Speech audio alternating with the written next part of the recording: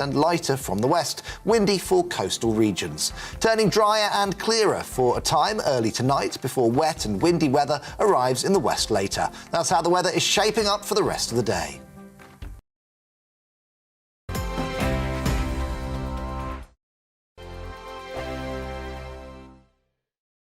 I'm Dan Wootton. Join me Monday to Thursday from 9 to 11 for the feistiest and most fun news debate on TV, where free speech reigns. I'll bring you a sharp take on the day's biggest stories, bombshell newsmaker interviews, and A-list guests. And I guarantee you, no spin, no bias, no censorship, and no reason to go to bed. That's Dan Wootton Tonight, Monday to Thursdays from 9 on GB News. Hello, I'm Esther McVeigh. And I'm Philip Davis. Whether you're watching or listening on TV, online or on radio, we handpick the latest stories, debates and expert opinions for your weekend. So whether that's politics, news or showbiz, we've got it covered. Join us every Saturday morning at 10 o'clock on GB News. We are GB News. And we'd like to say thank you to each and every one of you for helping our great nation find its voice. We're absolutely everywhere. Across England, Scotland, Wales and Northern Ireland. On TV, on radio and online. We're proud to be the People's Channel, Britain's news channel. On the Mark Steyn Show, we cover the stories a lot of people are scared even to mention. The stuff that really matters with some of the world's biggest thinkers. Now is his opportunity to kind of take the steering wheel of history. Break away from the flop at 8 o'clock on GB News with the Mark Steyn Show. Every Friday and Sunday night from 9, it's Mark Dolan Tonight. We're on the same page again. There's something good happening. Let Ian finish. Don't be such a cranky. That mini budget was the tip of the iceberg. And on Saturday, my show just got bigger. From 8, it's Mark Dolan's Saturday Night In. You can't govern a country if you can't speak. Stop talking. My God, we reached the end. I've never been early in my life. Only on GB News, the People's Channel.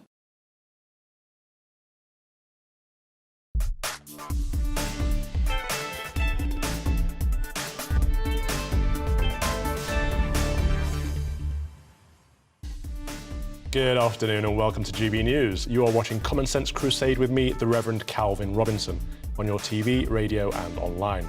This show is all about championing common sense, and today we'll be asking, should the church be doing more to help with the cost of living crisis? Are the Conservatives no longer the party of business? And as a deal is reached at COP27, should Britain pay climate change reparations? First, let's check out the latest news.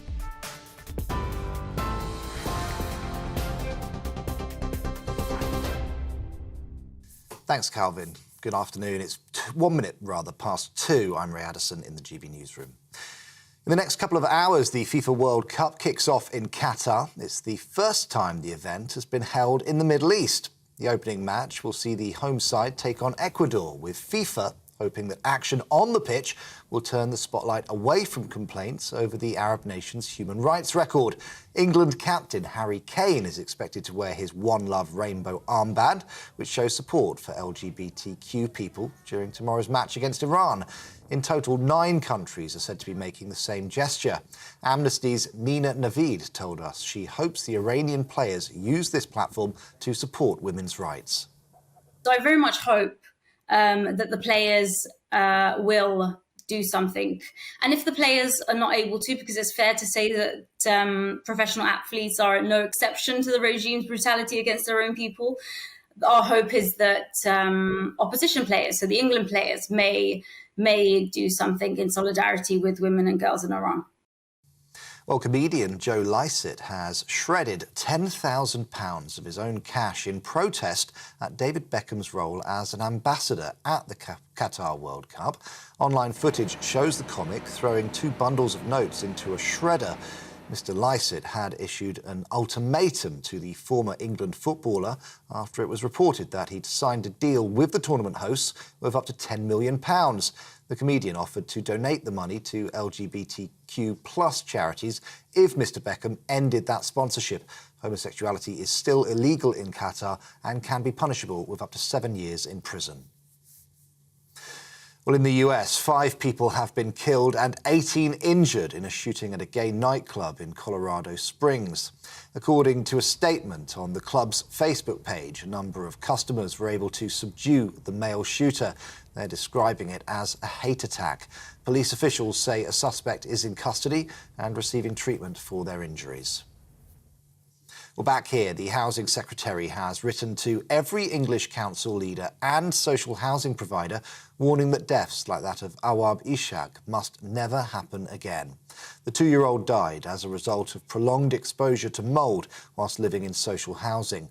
The chief executive of Rochdale Borough-wide Housing, Gareth Swarbrick, was sacked yesterday due to the council's handling of the issue.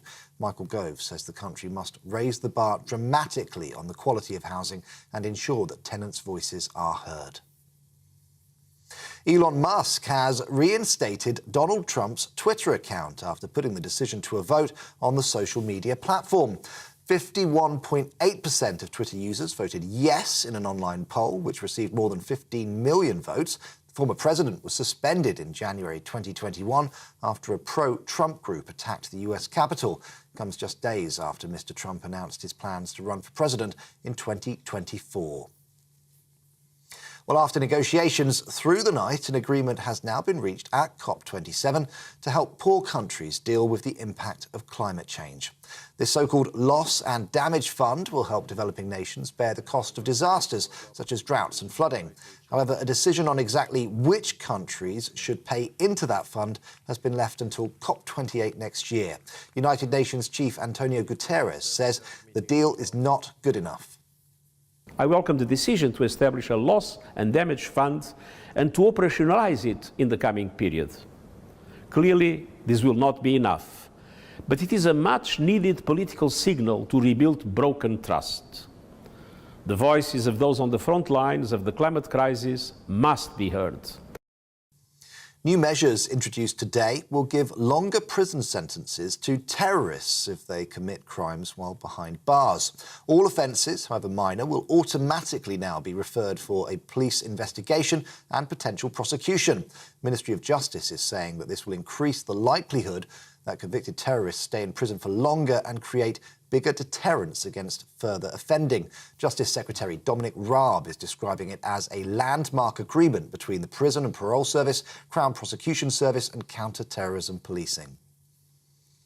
And members of Animal Rebellion occupied Gordon Ramsay's 3 Michelin-star restaurant last night. The climate activists held mock menus outlining the environmental costs of items served at restaurant Gordon Ramsay in Chelsea. The group issued a statement saying they're campaigning for a plant-based food system. A spokesperson for the restaurant called the protest incredibly inappropriate and deeply disrespectful. You're watching GB News. We'll bring you more as it happens, and let's get back to Calvin.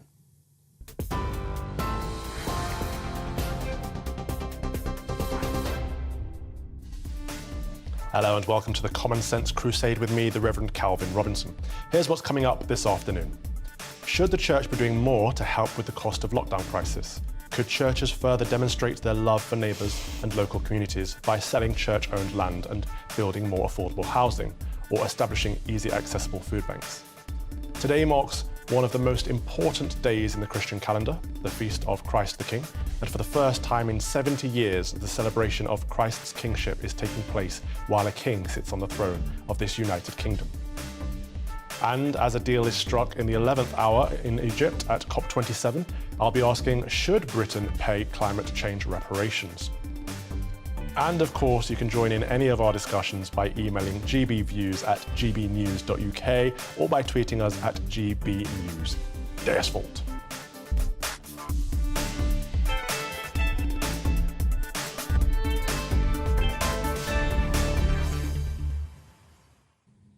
As people across the UK continue to suffer through the cost of living crisis, many will be looking to the church and its tradition of helping the poor and needy. In the book of Matthew, Jesus tells a young man, "If you want to be perfect, go sell your possessions and give to the poor, and you will have treasure in heaven." So should the church be doing more to help with the cost of living crisis? With me now is journalist Dr. Damien Thompson. Damien, big fan of your work over at The Smoke, your podcast. Fantastic. Thank you very much for joining us today on a Sunday. Great pleasure. I hope you managed to make it to Mass beforehand. I'm going to Mass this evening. OK, fair enough. There's a lot of talk at the moment about using church assets to help the poor. Can you tell us your perspective on how this might be counterproductive? How it could be counterproductive, almost anything that the Church of England, or the Catholic Church for that matter, does at the moment seems to be counterproductive, because every initiative, however worthy, is absolutely mired in a bureaucratic structure that is sucking the life out of the very parishes that should be visiting the poor. And so, I mean, my Church of England vicar friends, many of them are in absolute despair over the amount of money they have to send to Church House, Dowson headquarters, or wherever, in order to fund initiatives in which the Church assumes that it's got special expertise in the area of the cost of living crisis, or the climate crisis, or Brexit, or whatever, and spends an enormous amount of time talking about these things, rather than actually going out and helping the poor, or helping everybody, because I think everybody these days is a little bit poor in spirit. We're disorientated. Loneliness, I think, is a crushing problem for people throughout society. The Church is uniquely well placed to address that problem. I've seen it do it with my mother, for example, when she was very ill. But the bureaucracy wants to control absolutely everything that should be happening at parish level. So it's becoming too big of a beast, like the NHS. The more money you throw at it, the more it gobbles it up. And no coincidence that the Bishop of London, with whom you had, who should have ordained you, with whom you had such a hard time, he used to be president of the Royal College of Nursing, which is basically a public sector job. And one of the problems I have with the Catholic Church and the Anglican Church in this country is that they have a public sector mentality. Every problem can be solved by spending more money. And if they do anything, they want lots and lots of money to do it, and they want to employ, at enormous expense, bureaucrats in order to administer and micromanage everything. And the message of the gospel gets lost. So what would you say to people who say, well, look, you've got... The Anglican Church has £10 billion worth of assets. Surely they could sell some of those and then pay experts to manage the funds and then to feed the poor, to set up food banks, to set up housing and shelter and hospitals. I would say, why don't you just make a big pile of your assets and burn them? Why don't you just burn your churches down to the ground? Because I think the net result will be the same. You will pay experts to write reports, which has been happening ever since I've been covering church affairs, which got up since the late 1980s. People have been writing reports at enormous expense, and that's basically all that would happen. So how should the church be helping the poor? The church should be helping the poor on a parish level. People of goodwill in parishes should be going out and visiting the elderly, the lonely, connecting with people who feel disorientated, as I do, as you do sometimes, I'm sure. They don't have to proselytise openly. There are many different ways of spreading their message, but bringing comfort to people who increasingly feel atomised and disorientated. And you do not do that with press releases and with massive bureaucratic initiatives. Absolutely. If we refer back to the Book of Common Prayer, it suggests in the ordinal that the deacon should be finding the poor and needing the community and leading them to the priest. I'll take your word for it, because having brought up Catholic, I'm almost completely unfamiliar with the Book of Common Prayer. Well, let's take the Catholic perspective, because a lot of this points towards Marxism. A lot of this points towards communism, when people say, well, get rid of all your assets and just give all the money to the poor, because it doesn't work like that, because then you no longer have any assets, then you can no longer continue to help. And we know that Pope Pius XII said, Christians who profess, defend and promote materialistic communist doctrine incur the penalty of excommunication as apostates from the Christian faith. Therefore, communism is... Marxism is opposed to the Christian faith. Well, this is much more of a problem, and I hate to say this is much more of a problem at the moment in the pontificate of Pope Francis in the Catholic Church than it is in the Anglican Church, although Welby talks a lot of leftist nonsense. I'd never accuse him of being a Marxist, whereas Pope Francis is aligned with Marxist, well, some Marxist dictators and Marxist demagogues in Latin America, and basically preaches a message of crude redistribution, blames everything on capitalism, while forging extremely dubious alliances with countries like China, which is, of course, a Marxist dictatorship. So that's a real problem. It's a problem that's only arisen over the last few years. Don't forget that the Catholic Church played a huge role in the dismantling of communism. That certainly wouldn't have happened if Francis had been in charge in 1989 or whatever it was, 1991. Certainly wouldn't have happened. Okay, well, thank you very much for that fascinating take. That was Dr. Damien Thompson from the Holy Smoke. Thank you very much for joining us today. Now, the Campaign Against Antisemitism is one of the many anti-racist groups that has condemned a decision by the Crown Prosecution Service to drop hate charges against the so-called Convoy for Palestine in May 2021. Their convoy drove through North London, waving Palestinian flags and shouting anti-Semitic abuse, and were subsequently charged with using insulting words and behaviour, likely to incite racial hatred. But the CPS announced this week that the charges were being dropped because there was no longer a realistic prospect of either defendant being convicted. But I was to ask, how do we promote interfaith dialogue to help prevent this from happening in the future? If we look at the recent events in Leicester, for example, both Hindu and Muslim leaders joined together to try and allay tensions and stop violent behaviour between some of their communities. To discuss this story, I'm joined by the editor of the Jewish Chronicle, Jake Wallace-Simmons, and co-founder of the Muslim Debate Initiative, Abdullah Andalasi. Thank you both for joining me today. Jake, I'll start with you. It seems incredible that hate charges against those two men were dropped, given that they were filmed shouting explicitly anti-Semitic abuse. What do you make of that? Well, I think the important thing to point out here is that it's part of a pattern. There were 4 people charged, actually, originally in the convoy. The charges against 2 men were dropped last July, and now the final 2 charges have also been dropped. But there were 2 other cases as well of violence and aggression against Jews back from last Christmas time. One was the infamous incident on Oxford Street when Jewish teenagers were accosted by men and had to barricade themselves into a bus and drive off. And the other was a quite nasty knife attack by somebody shouting he wanted to kill a Jew, and it was only the victim's martial arts training that allowed him to escape with his life. Those 2 cases as well, despite numerous examples of CCTV evidence, were dropped by either Metropolitan Police or the CPS, saying it was not possible to bring prosecutions. So there's a pattern emerging which appears to suggest the police and the CPS not taking seriously enough attacks and aggression against Jews. Okay. So, Abdullah, do you think that this incident shows that there needs to be more done to promote interfaith dialogue and prevent these kinds of acts? I'm not really sure this is something about a lack of interfaith dialogue or so. I think that these reprehensible individuals who used ghastly language, racist language, sectarianism language, is not something that anyone who's right-thinking could condone. But I believe that if you're looking at the context, these individuals, they were in a demonstration for Palestine, and they unfortunately acquitted themselves very poorly.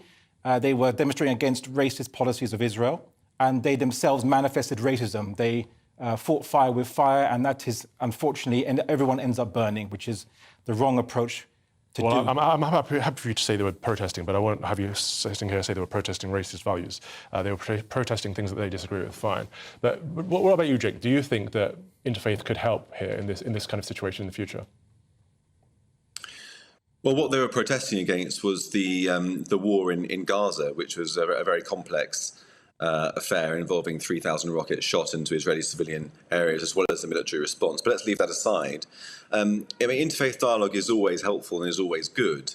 And I think that, it's always good to try and build bridges and combat the rise of prejudice and bigotry and alienation and aggression coming from one community towards another. But let's make no bones about it. This is about Israel. This, of course, is about Jews. But Israel it has become the issue, the lightning rod for modern-day anti-Semitism. Whereas anti-Semites from the past used to talk about deride Jews for their race or for their religion in medieval times and their race in the 20th century. Now it's about their nation state. As Howard Jacobson put it, it's the old hatred decanted into new bottles. Right. And so really we need to, if we're going to combat modern anti-Semitism, we need to try to dispel the myths and bigotry surrounding attitudes towards Israel. So Abdullah, okay. Yeah, sorry. This is clearly a matter centred around a foreign region in the Middle East, why is it so prevalent that the violent protests are taking place on British soil?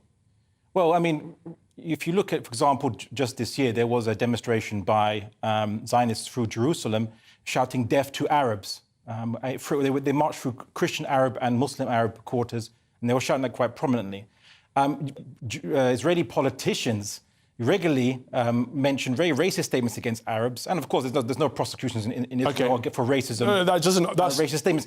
Sorry, Abdullah, that's not what my question is. My point being is this. I'm interested in why I know, people in London or in this country, in cities in this country, shouting racist, anti-Semitic abuse towards another country. That's the question. It's not about what an Israeli politician is saying. No, they were shouting racist abuse against an ethnicity, which is wrong. I'm of the opinion that Israel and Jews have nothing to do with each other, as much as Israel would like to portray itself as representing all Jews, but there are many Jews who are conscientious criticisers of Israel because of its racist laws. No, stop right there, stop right there. Thank you very much. Thank you very much. Stop right there. Thank you very much. I'm not going to take that nonsense on my programme, thank you. Well, editor of the Jewish Chronicle, Jake Wallace-Simmons, thank you very much, and co-founder of the Muslim Debate Initiative, Abdullah Al-Andasali. Plenty more to come this afternoon. After the break, today marks one of the most important days in the Christian calendar, the Feast of Christ the King. And for the first time in 70 years, the celebration of Christ's kingship is taking place while a king sits on the throne in this United Kingdom. But first, let's take a look at the weather. Head to this evening's weather, and conditions will be blustery and showery for many, but there'll also be some dry and clear weather too. Here are the details. Starting off in the southwest, where there'll be a mixture of clear spells with some showers too, turning very wet and windy by the end of the night. Over in the southeast, most of the showers will have cleared away, meaning it'll be a dry and mostly clear end to the day. Mostly dry with clear skies across much of Wales, though a few coastal showers are still possible, turning wet and very windy in the south overnight. Let's go over to the Midlands now, and there may still be a little showery rain at first this evening, but this will quickly clear away northeastwards, leaving a mostly dry night before rain arrives by dawn. A rather cloudy evening across the northeast of England. Here we can expect further outbreaks of showery rain, but it'll turn dry and clear overnight, leading to some ice and fog on Monday morning. Dry and clear for much of eastern Scotland this evening. Further west, some showery rain is likely, and there'll also be some rain for Orkney and Shetland too. A mostly dry end to the day for Northern Ireland. Plenty of clear skies here too, meaning it'll be a chilly start to the night before rain arrives later. Later on, wet and very windy weather will sweep in from the west through the night, with some of the impact felt on Monday morning. That's how the weather is shaping up overnight into tomorrow morning.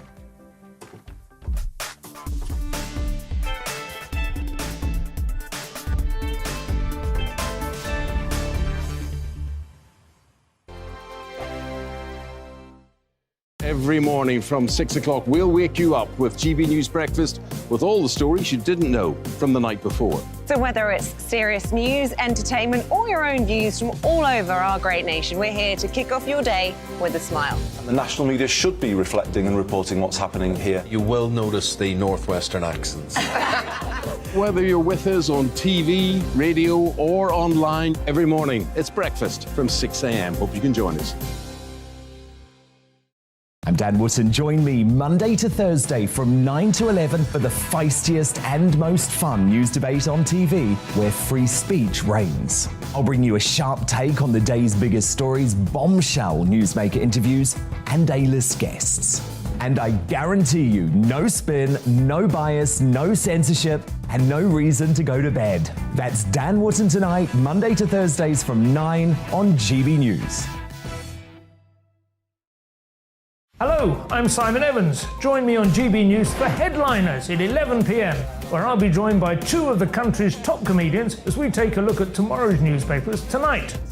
If it's a big story, we'll be covering it, I guarantee, but we'll also have some fun along the way. That's GB News Headliners at 11 p.m. We won't put you to sleep, unlike some of the other paper review shows out there. So join us, 11 p.m, 7 nights a week. Hello there, it's Eamon Holmes here from Breakfast on GB News. We're not just on your television and your screens, you know. We're on DAB plus digital radio, so you can listen to your favourite shows on the move. If you've not yet listened to GB News Radio, it's very simple. We're on your radio player and TuneIn apps, on your smart speaker, phone or tablet, or online at gbnews.uk. Take us with you wherever you go. GB News Radio. You never have to miss a moment of the People's Channel.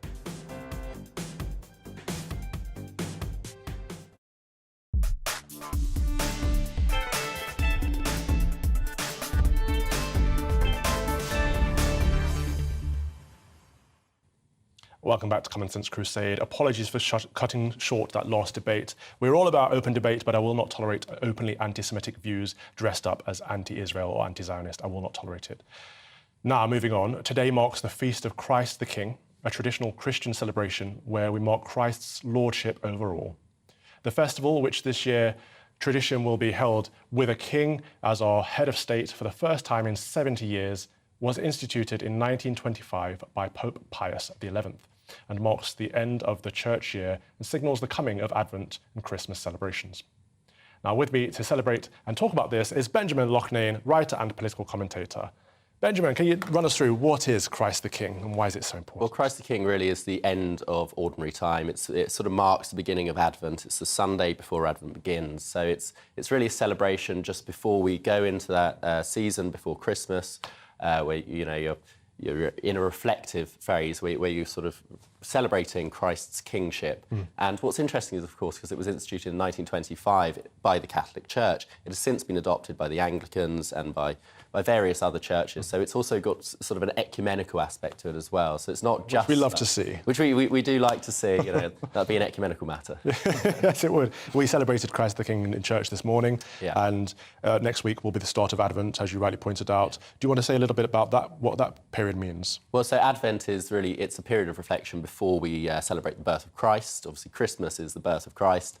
And in Advent, you really are, taking time to, so you have, in the calendar year, you have feasts and fasts, you have time of reflection and pause and retreat, and then you have other times of celebration and coming together and feasting, quite literally, as you know, at Christmas, everyone loves their pigs in blankets and their turkeys and so on and so forth. But it's about that time of sacrifice and pause and reflection before you have the feast. And I think that balance and that harmony is what really makes Christian life so important, is having times when you stop and pause and retreat, and then times when you celebrate and come together. Yeah, so today is pretty much the end of the Christian calendar, the end of the Christian year. How will you be celebrating? How will I be celebrating? Yes. With Mass, of course, the best way to do it. Where are you going? Well, I might have to go over to the oratory later on. Because I was going to ask, how important is this year's feast after what the world's been through over the last few years, the ongoing challenges and what we're facing right now? Will it have a higher significance, do you think? I think so. I think after the past couple of years, we've had, things like lockdown, churches were closed, people weren't able to come together and celebrate these really important feasts. And I think now that things are getting back to normal, we're able to come together again. I think people are sort of a hunger for it. They really are starved of that community and that sense of celebration and that rhythm to their life. The calendar, the church year is so important to pacing your life and having times which are very busy and then times which are quiet, and you can kind of pause. Absolutely. So what about Christmas? Because we've talked about Advent. So today is the end of the Christian calendar. Next week is the first week of Advent. We've got 4 weeks of Advent, and then we've got Christmas. Yeah. But I don't think a lot of people realise how long Christmas lasts or when the Christmas period is. Well, because they think Advent is Christmas. It's the thing. Christmas Day is the beginning of Christmas. Right. And for a lot of people, it will be up till the Epiphany on the 6th. But if you're a Catholic, it goes all the way up to Candlemas. And we're talking a real period of months, actually. So Christmas, if you celebrate just Christmas Day, you're robbing yourself of the whole period of Christmas, which is excellent. But we talk a lot about how Christmas has become secularised or commercialised. On the one hand, that can be a bad thing, but on the other, I think it's good that Christmas is still such an ingrained part of secular life. I think it shows that actually when people sort of they might move away from religion, they might stop going to Mass, they may lose the religious parts of their life. They still have it in those feasts and those celebrations. And so I think it's very important that we keep Christmas at the heart of our culture. I'm with you there. A lot of people go to midnight mass or Christmas Day mass and think that that is it. They've done Christmas and it's time to pack up the tree.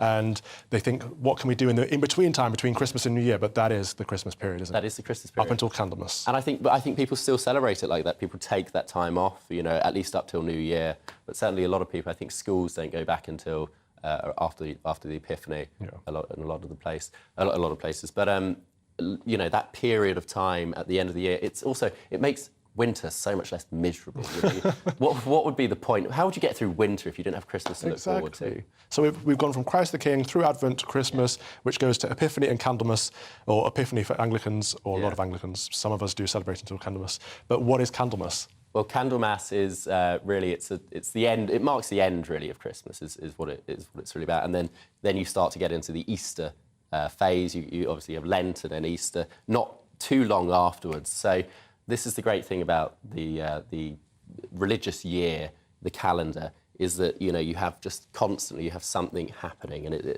there might be fallow times and bountiful times. There might be times of reflection and times of celebration. But there's always something to sort of set your mind to, and it stops every day from being the same. You know, the dreary, drudgy. You know, people wake up, go to work, come home, go to sleep, wake up, and it just breathes life and fun, I think, into the drudgy, ordinary days. Yeah, and speaking of drudgy, ordinary days.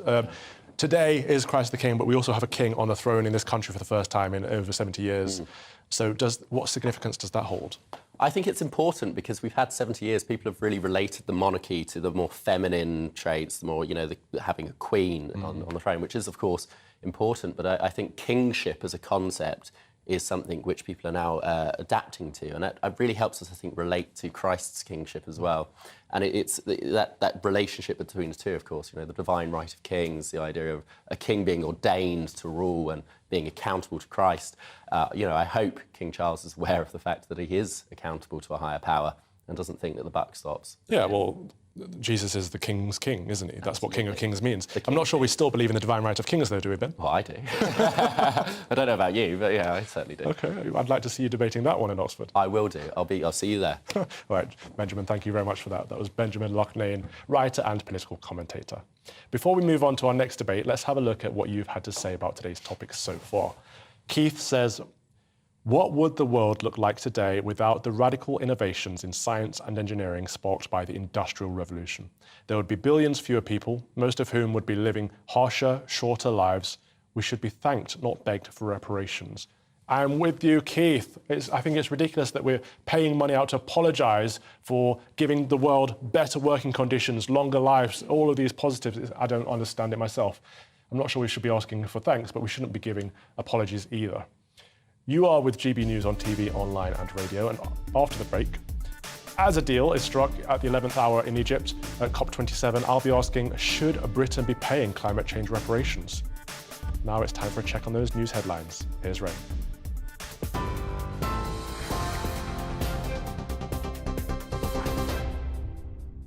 Thank you, Father. It's 2:31. I'm Ray Addison in the GB Newsroom. The FIFA World Cup kicks off in the next few hours in Qatar. It's the first time the event has been held in the Middle East. The opening match will see the home side take on Ecuador, with FIFA hoping the focus will now turn away from complaints over the Arab nation's human rights record. GB News has spoken to UK fans in Doha for their thoughts on this year's competition. And I can't fault the hospitality of the people, the friendliness of the people. I know there's this big East meets West thing, but, you know, you just have to respect people and their cultures. And it's wonderful. And actually, I think no alcohol is not a bad thing. It's typical England, isn't it? They've always won it before they've kicked the ball, haven't they? And then it's a massive disappointment. Massive disappointment. Yeah. Yeah, but how are you enjoying it, sir? That's great. Very good. Very nice. Yeah? Yeah, people are great here. Yeah, it's really nice, clean, safe feeling place. Good. Paul Hawkins there interviewing England fans. Over in the US, 5 people have been killed and 18 injured in a shooting at a gay nightclub in Colorado Springs.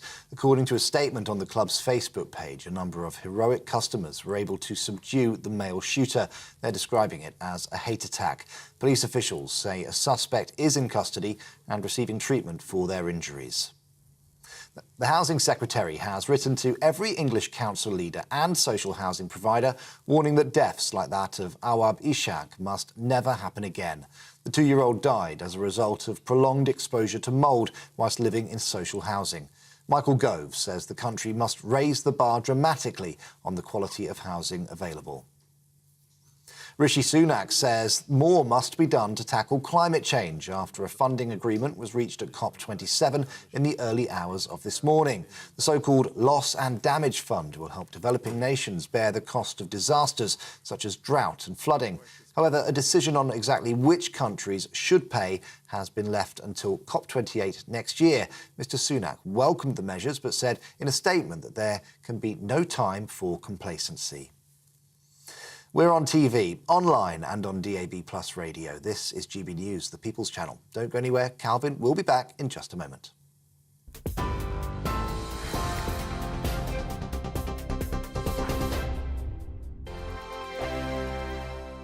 We are GB News, and we'd like to say thank you to each and every one of you for bringing us your conversations, for helping our great nation find its voice. We are here for you on radio, television and online, across England, Scotland, Wales and Northern Ireland. It's not the BBC, you actually get your facts right. We are proud to be GB News, the People's Channel, Britain's news channel.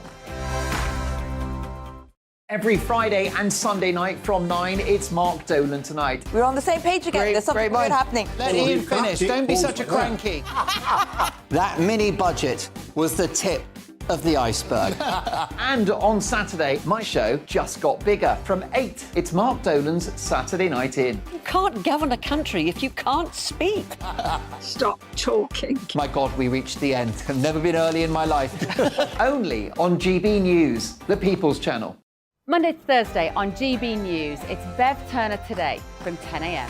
There's never been a more interesting but also critical time in British politics, and I can't wait to bring you the biggest stories of the day with the best factual accuracy and also a few of my own opinions thrown in. We'll engage in passionate but always polite debate with your thoughts and opinions at the centre of it all. Monday to Thursday, 10 till 12 on TV, on radio and online. Hi there, it's Stephen and Anne. At breakfast from 6 a.m, you'll always be caught up with everything you need to know, the latest headlines, opinions and debates. We'll bring you the good news and the bad, but most of all, we're here for you. Remember, send in your views and let us know what you would like us to talk about. That's because we're your news channel. And every morning at 6 a.m, it's breakfast on GB News.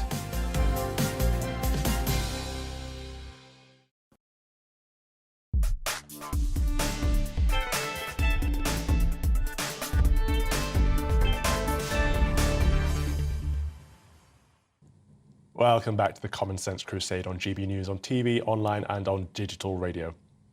The government unveiled its much vaunted autumn statement on Thursday, containing sharp tax rises, cuts and rises in benefits and pensions, of course.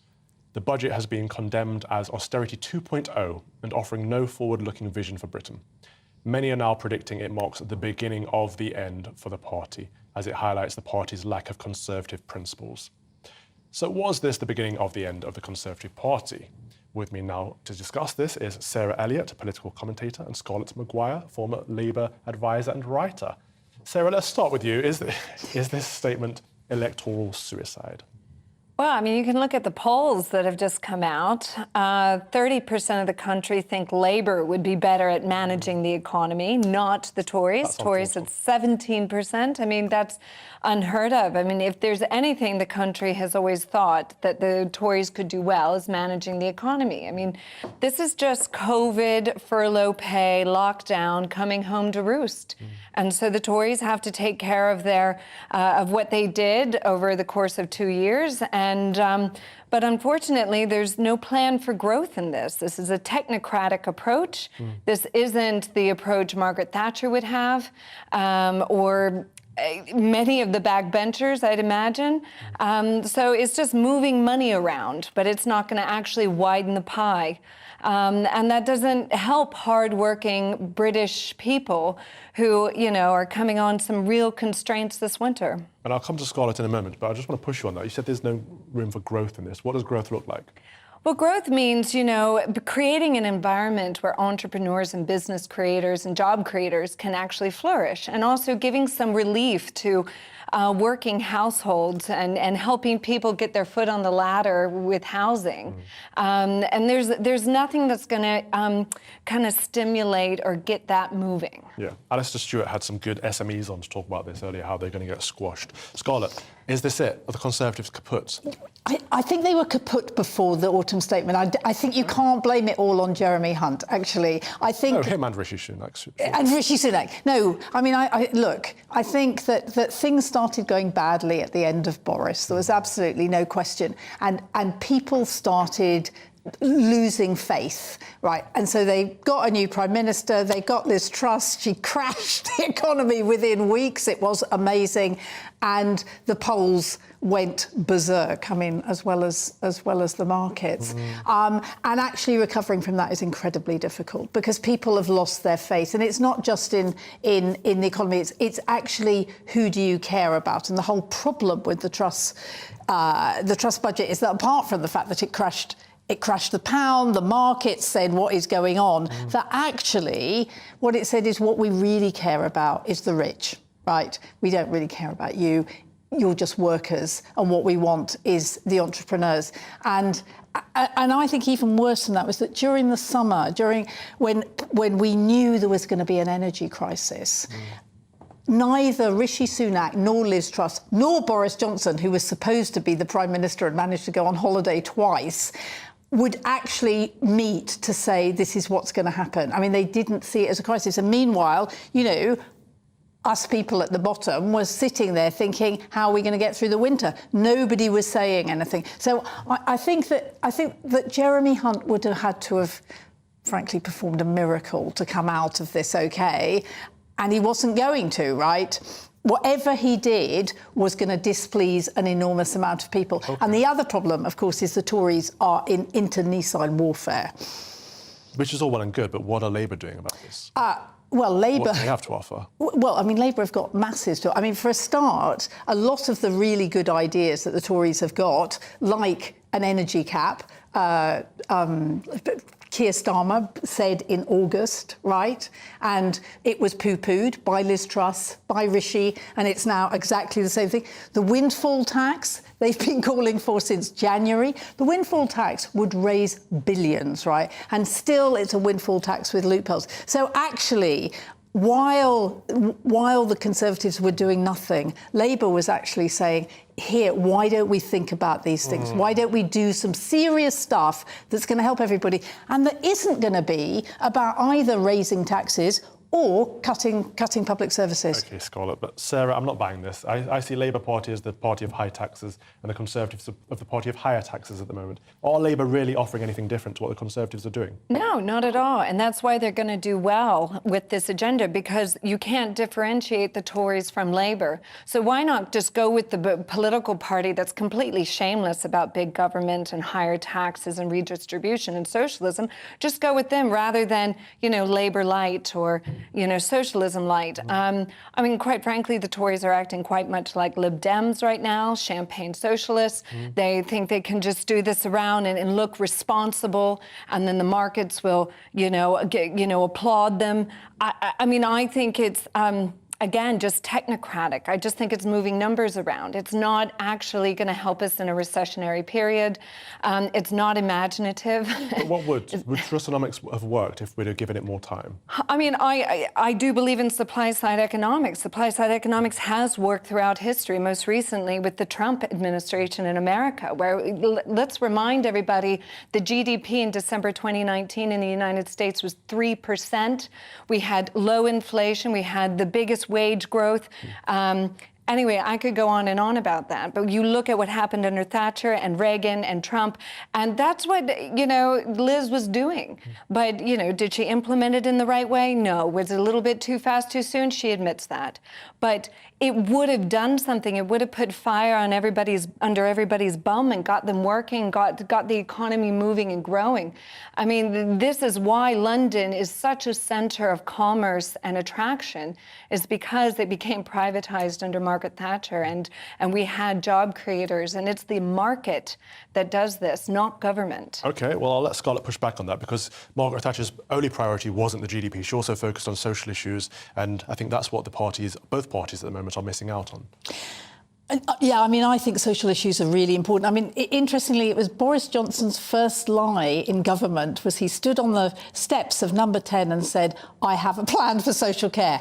And he didn't, right? I think, and what's interesting is I think social care was one of the things that brought the Major government down in '97, was that there was no plan for social care. Middle-class people were selling their houses to get their parents in.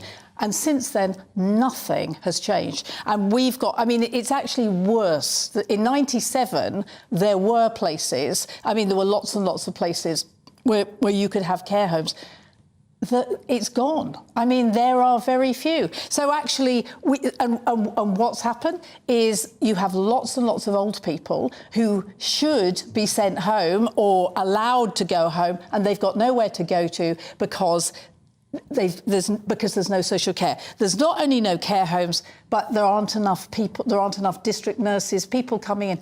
So actually, it really does matter, and we need a plan for social care, and you know, we need, of course, we need social services. I mean, public services. That is what's so important. We need a health service where, you know, a young friend of mine yesterday said, I've just been in hospital overnight. I mean, it was a complete nightmare. She was on the floor. But the problem is there's no money for that. There's no tax for that. This is the issue. So we've moved on from that situation to now elderly people are being looked after. The pension triple lock is working. However, it's the middle classes and younger people who are being squeezed incredibly at the moment in that they can no longer afford to live. How do we fix that situation? Well, I mean, I think the Tories should behave like Tories. I think they should do the opposite of what Labour would do, and they'd actually see that it works. I mean, you have to incentivize. I don't believe instinctually, as a small government conservative, that you go to the government for social care. Okay? I think you need to create an environment where you have entrepreneurs and people who can create these in the private sector that provide a high standard of service. And we've seen it in the United States, and I've seen the retirement homes that my family have been able to take advantage of versus my in-laws here in the United Kingdom, okay? And you have to let the market answer this. There are people have imaginations and drive and ambition, and let the human free spirit step in and provide the solution to this problem. Not saying government doesn't have the role for the very poor or the very well-off, or even for a short period of time in people's lives when they need help. Right. But it needs to be limited. And instead we're removing the cap on banker bonuses. What message does that send? Well, yeah, I mean, it says that, you know, we really don't want high-achieving, high-performing people. You know, here making money, and we really, you know, if you can make money elsewhere, go elsewhere, you know, but really we should be attracting these people. Scarlett, final answer, 30 seconds if you can. How do we fix the social system where younger people are paying for elderly people and can no longer afford to live? Well, you can't do it in 30 seconds. I mean, you absolutely have to grow the economy. That's where Sarah and I would agree. Right. I just think that we probably disagree on how to do it. Let's leave it at that. Thank you very much, political commentator Sarah Elliott and Scarlett Maguire, former Labour advisor and writer. Before we move on to the next debate, let's have a look at what you guys have been saying. Tony says, has the OBR ever been right? Quick one there, Sarah. Well, I think they miss the ball a lot. And I think a lot of these firms miss the point because they don't take into effect the activity of cutting taxes. And they should use something called dynamic scoring, but that's a bit wonky for today. Thank you. Roger says, two-party politics is no longer appropriate and unsatisfactory as we see in UK and USA. Britain needs proportional representation voting system to encourage greater choice and wider representation offered by a range of political parties, which would provide coalition governments. I'm actually coming round to that viewpoint, Roger. I think two-party system isn't necessarily working because we're voting for one party to avoid voting for the other party, and that's not giving anyone any benefits, is it, at the end of the day? I'm with you, Calvin. Are you? Yes, I know. I'm absolutely proportional representation. Wow. I'm not. It would be nice to have some of the smaller centre-right parties have some influence. I think that would be fantastic. Hold the Tories to account.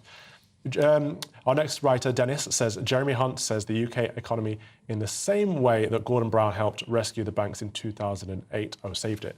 Hunt managed to steady the ship within days of the value of sterling is above pre-crisis levels. We should be grateful with what we have compared with what would happen under the trust plan. Mortgages will be lower, inflation down 3% or so within 12 months. We had our cake with furlough and there's no more to eat. Well done, Hunt.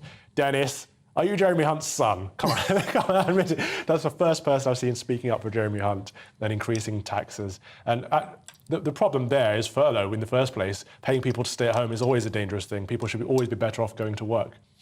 Anyway, it was announced this morning that a deal has been reached on so-called climate reparations at COP27. These will see richer nations like the US, UK, New Zealand and Canada pay into a fund to help the countries worst hit by climate change. I use inverted commas there. Officially being called a loss and damage deal, it was announced despite Rishi Sunak ruling out paying climate reparations earlier in the month, saying he would instead prioritise green investment that supports British jobs and businesses. So should Britain pay climate reparations? Still with me is Sarah Elliott, political commentator, and Scarlett Maguire, former Labour advisor and writer. I'm going to start with Scarlett this time. Should we be paying reparations? I don't think they're reparations, actually. And I think the argument about reparations is done by people on either extreme. It's the COP zealots, right, who don't want, who actually want to make us all wrong, who say, oh, you've got to pay for things that happened hundreds of years ago. Yeah. And then it's the people who don't really like climate change in the first place, and it's a really good argument to say, no, we don't. Actually, what this is about is it's saying that there are places like Pakistan, where there are massive floods, that the Maldives, lots and lots of that they have to adapt to climate change. They're not rich countries, and so we should help them. And actually, it's called a loss and repair fund, and it's to help the poorer countries which are being hit by climate change. I mean, you know, we talk about hot summers. Western Europe talks about summers in the 40s, but you can still manage. But actually, there's a whole band of countries, you know, near the equator where it's terrible, and we know that water levels are going to go up as the we don't know that, Scarlett. We don't. Well, it's happening. It's happening. I saw a BBC archive clip yesterday where they're saying climate cooling is going to happen, everywhere's going to be frozen, and then it changed, of course, to climate warming. Like, where do we fall on this? Reparations or not? Is it word trickery? Is it loss and damage or loss and repair? Or is this just another way of getting people's money and shoveling it to other countries? Exactly that. Okay. It's the politics of envy, and I think it's a slippery slope that the radical left have obviously been pushing for decades now, and now they have their favourite people in positions of influence. They're pushing it really hard, and of course, having a crisis behind it makes it much more palatable, right? And much more eager for people to jump on board with. But come on, you know, I mean, the U.S. gives, $54 billion in foreign aid a year, around $50 billion. The American people give over $325 billion in private charity donations. The British give around $11 billion in foreign aid and also about the equivalent in private contributions as well.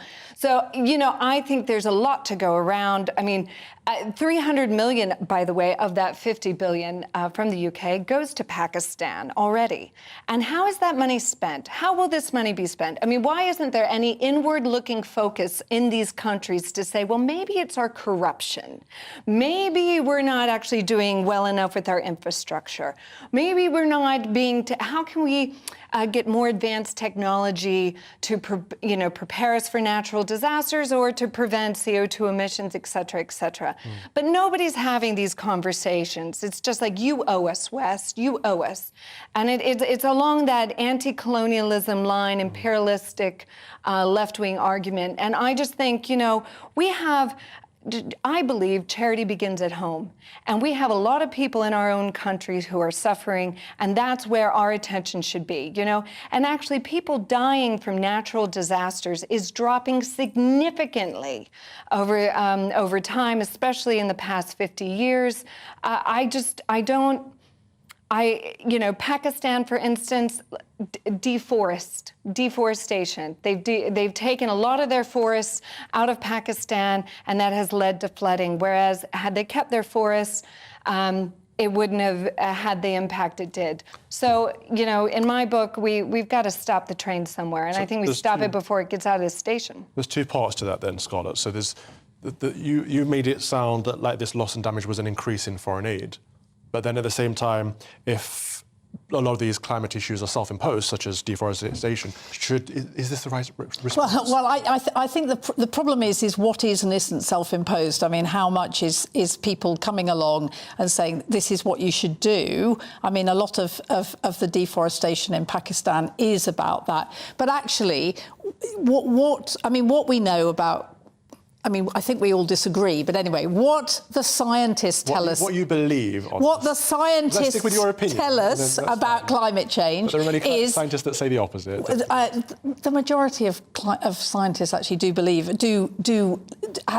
looked at the science and say that it's climate change. I mean, the glaciers are melting, right? I mean, even in Antarctica, things are melting, which does mean that there are rising ocean levels, and the weather is getting a lot hotter, right? And which might be pleasant or even slightly unpleasant in Western Europe, but actually further south it isn't. So what we're saying is there are things that need doing. But when you talk about foreign aid, I mean, do you know that most of the foreign aid at the moment in Britain is actually going to Ukrainian refugees who are here? I mean, it's actually not going to Africa. I mean, our cuts in foreign aid have been devastating. And this is for health and things. That's what most goes. When you say nobody talks, of course they talk to each other about what goes. It's not like they say to Pakistan, "Oh, just have 8 million quid." I mean, there are people out there, people from DFID who work in Pakistan who say this is where the money should go. I'm going to shift it away from Pakistan because this is wider than just Pakistan. We're still giving foreign aid to India, which has a space program, for goodness sake. Is the foreign aid scheme just fundamentally broken? Does it actually help these countries? Well, I mean, I think we need to look at that. We need to actually see a cost-benefit analysis. Is this really worth giving our taxpayer money to these parts of the world when we also have needs at home, by the way? We can't fund our health service, for instance. So, I just think there needs to be much more thorough thinking, and I still think we need a commission on lockdown and COVID and a thorough investigation of what we put ourselves through for 2 years before we move on to another great scheme of something. I just think these are great headline makers. They make the UK or the US, look really good on the world stage. But I really think that there needs to be more thought put into this and more respect for the taxpayer. Absolutely, especially when we're talking about corruption and where all this money gets funneled and wasted. No, what I'm saying is that actually DFID looks after the money very well. It has to account for every penny. There's no question about it. We're talking, the amount of money that we give in foreign aid at the moment is 0.5% of GDP. It's not a lot. GDP has gone down, so it's less and less. We're then talking about a loss and repair thing for the climate change that actually would help countries adapt to climate change. Now, if you don't believe in climate change, then there is no point. But actually, a lot of countries do say that the climate change is affecting them. And we could get onto the Maldives rather than Pakistan. I would like to see these governments that are agreeing to these reparations put it to the people. Let's make it democratic. Anyway, thank you both. That was political commentator Sarah Elliott and Scarlett Maguire, former Labour advisor and writer. Thank you for a very good debate there. You're watching Calvin's Common Sense Crusade with me, the Reverend Calvin Robinson, and I will be back with you after this short break. To this evening's weather, and conditions will be blustery and showery for many, but there'll also be some dry and clear weather too. Here are the details. Starting off in the southwest, where there'll be a mixture of clear spells with some showers too, turning very wet and windy by the end of the night. Over in the southeast, most of the showers will have cleared away, meaning it'll be a dry and mostly clear end to the day. Mostly dry with clear skies across much of Wales, though a few coastal showers are still possible, turning wet and very windy in the south overnight. Let's go over to the Midlands now, and there may still be a little showery rain at first this evening, but this will quickly clear away northeastwards, leaving a mostly dry night before rain arrives by dawn. A rather cloudy evening across the northeast of England. Here we can expect further outbreaks of showery rain, but it'll turn dry and clear overnight, leading to some ice and fog on Monday morning. Dry and clear for much of eastern Scotland this evening. Further west, some showery rain is likely, and there'll also be some rain for Orkney and Shetland too. A mostly dry end to the day for Northern Ireland. Plenty of clear skies here too, meaning it'll be a chilly start to the night before rain arrives later. Later on, wet and very windy weather will sweep in from the west through the night, with some of the impact felt on Monday morning. That's how the weather is shaping up overnight into tomorrow morning. Monday to Thursday on GB News, it's Bev Turner Today from 10 a.m. There's never been a more interesting but also critical time in British politics, and I can't wait to bring you the biggest stories of the day with the best factual accuracy and also a few of my own opinions thrown in. We'll engage in passionate but always polite debate with your thoughts and opinions at the centre of it all. Monday to Thursday, 10 till 12 on TV, on radio and online.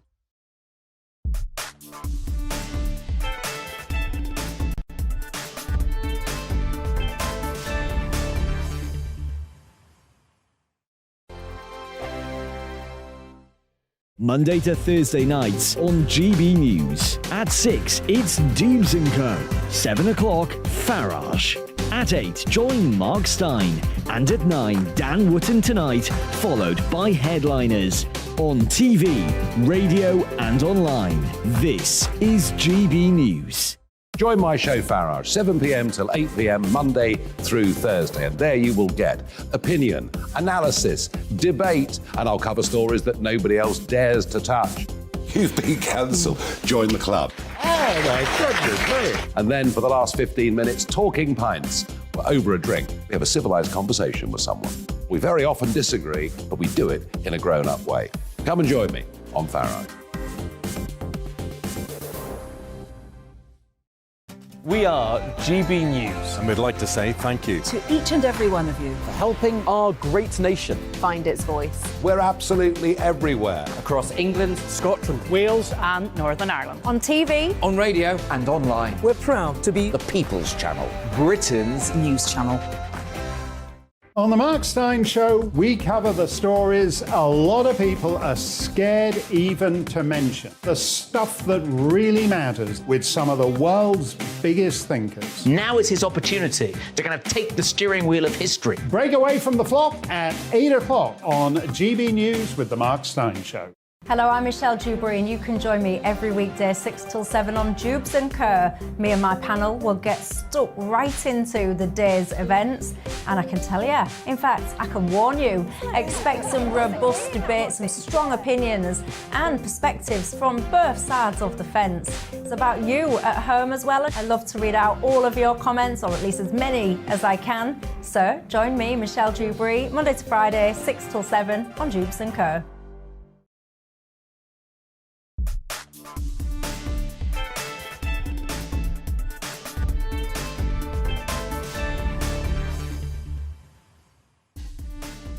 Hello and welcome back. This is Calvin's Common Sense Crusade on your TV, radio and online. Coming up this hour, a new study finds that the church choir ban was based on exaggerated evidence. As the World Cup kicks off in Qatar today, we'll talk about the controversy surrounding the tournament. And later, our ministers are considering a Swiss-style relationship with the EU in a bid for closer relationships with the bloc. Is this the right move? But first, it's the latest news with Ray.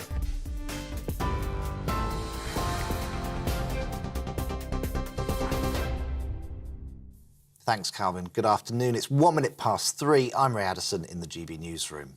The FIFA World Cup opening ceremony is now underway in Qatar, marking the start of the tournament.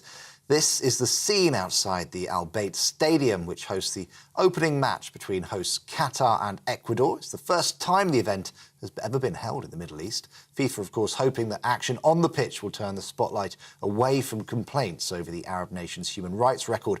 Our reporter Paul Hawkins is in Doha. Earlier on, he spoke to fans about their thoughts for the competition. And I can't fault the hospitality of the people, the friendliness of the people. I know there's this big East meets West thing, but, you know, you just have to respect people and their cultures. And it's wonderful. And actually, I think no alcohol is not a bad thing. It's typical England, isn't it? They've always won it before they've kicked the ball, haven't they? And then it's a massive disappointment. Massive disappointment. Yeah. Yeah, but how are you enjoying it, sir? That's great. Very good. Very nice. Yeah? Yeah. People are great here. Yeah. It's really nice, clean, safe feeling place. Good. Well, comedian Joe Lycett has shredded £10,000 of his own money in protest at David Beckham's role as an ambassador at the Qatar World Cup. Online footage shows the comic throwing 2 bundles of notes into a shredder. Mr. Lycett had issued an ultimatum to the former England footballer after it was reported that he'd signed a deal with the tournament hosts worth up to £10 million. The comedian offered to donate the money to LGBTQ+ charities if Mr. Beckham ended the sponsorship. Homosexuality is still illegal in Qatar and can be punishable with up to 7 years in prison. Well, over in the US, 5 people have been killed and 18 injured in a shooting at a gay nightclub in Colorado Springs. According to a statement on the club's Facebook page, a number of customers heroically were able to subdue the male shooter. They're describing it as a hate attack. Police officials say a suspect is in custody and receiving treatment for injuries.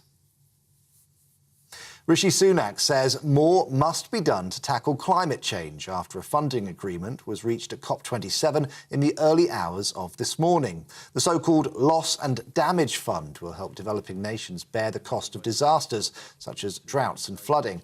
However, a decision on exactly which countries should pay into the fund has been left until COP28 next year. Mr. Sunak welcoming the measures, but saying in a statement there can be no time for complacency. UN Chief Antonio Guterres says the deal isn't good enough. I welcome the decision to establish a loss and damage fund and to operationalise it in the coming period.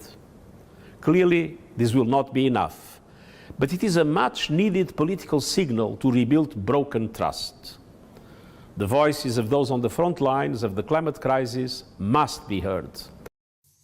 In other news, new measures introduced today will give longer prison sentences to convicted terrorists if they commit crimes while behind bars. All offences, however minor, will automatically be referred for a police investigation and potential prosecution. The Ministry of Justice says this will increase the likelihood that terrorists stay in prison for longer and create bigger deterrents against further offending. Justice Secretary Dominic Raab is describing it as a landmark agreement. Members of Animal Rebellion occupied Gordon Ramsay's 3 Michelin-star restaurant last night. The climate activists held mock menus outlining the environmental costs of items served at restaurant Gordon Ramsay in Chelsea. The group issued a statement saying they're campaigning for a plant-based food system. Spokesperson for the restaurant called the protest incredibly inappropriate and deeply disrespectful. You're watching GB News. We'll bring you more as it happens. So let's get back to Father Calvin.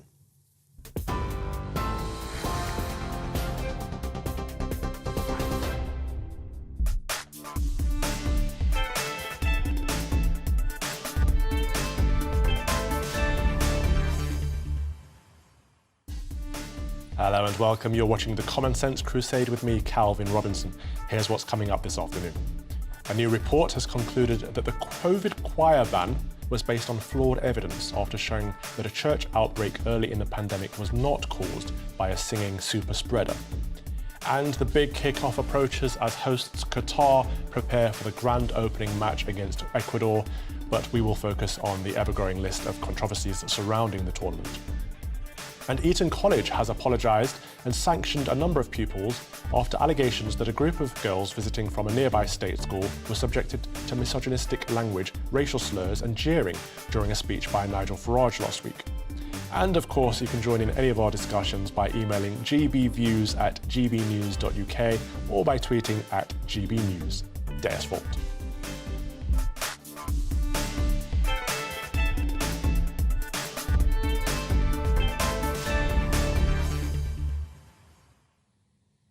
Another conspiracy theory has been proven to be a spoiler alert. A peer-reviewed paper titled Association Between Vitamin D Supplementation and COVID-19 Infection and Mortality has suggested that vitamin D supplementation is associated with a reduction in COVID rates. The report found that vitamin D3 was associated with significant 33% decrease in mortality within 30 days of COVID infection. The report added, "These associated reductions in risk are substantial and justify more significant exploration/confirmation using randomized controlled trials. This is particularly important given the high rates of vitamin D deficiency." And now the Sunday Times are reporting that ministers are to reconsider vitamin D as a potential weapon against COVID-19 after Matt Hancock wrongly claimed that the government scientists had run unsuccessful tests. Vitamin D deficiency has long been associated with reduced immune function that can lead to viral infection. Vitamin D3 supports a healthy immune system, often taken with K2, which regulates normal blood clotting.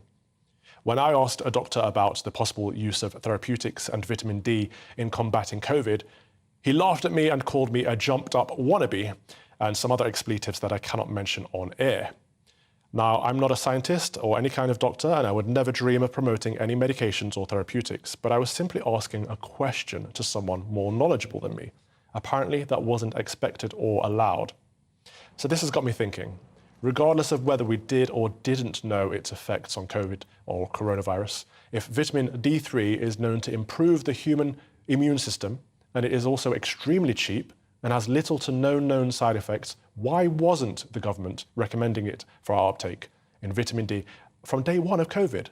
And why were therapeutics not investigated as a matter of urgency, especially prior to the jab rollout? I do not understand. Rather than recommending we take vitamin D3 supplements and get out and get more sun, the government encouraged us to get the jab and to stay indoors, while there could have been a potentially better option available all along. Surely that could have been worth investigating more and should have been. I think dissenting voices were silenced with vitriol directed at anyone who dared ask questions, and the perpetrators are now requesting a COVID amnesty. In my opinion, lies were told, freedoms were taken, and lives were lost. I think there should be an independent inquiry, if not a trial. Surely the possible advantages of vitamin D3 should have been investigated further. Of course, we should forgive. But before forgiveness comes contrition and repentance. And having a jolly in the jungle does not suffice. Hold the line and never forget, no amnesty.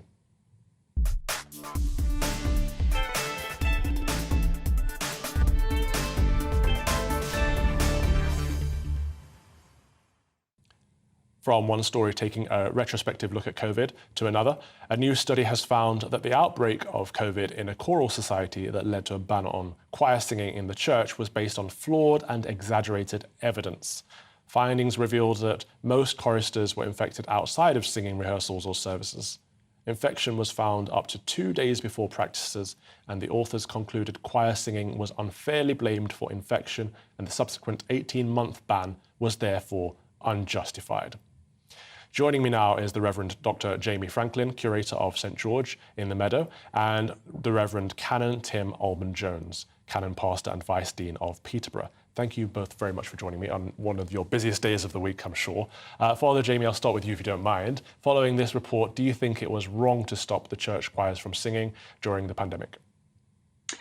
Thanks, Calvin. I do. I think that this is another instance of tyranny in the name of science, and these supposedly unassailable scientific consensuses should have been interrogated more thoroughly than they were. When you read the report, it really seems that this is based on this, especially the singing ban, but also the indoor gatherings. This was really based on very little in terms of this scientific paper, which, according to a fairly rigorous but also straightforward analysis, turns out to be unreliable. So yeah, of course it was unjustified. And from a theological perspective, I think we also want to say that God has made us with voices, with the capacity to sing, to worship and praise him. He's given us a book full of songs in the Psalms and Scripture, and we shouldn't have given that up so easily. We should have interrogated the reasons for it, and we should have applied some kind of theological perspective to it as well. So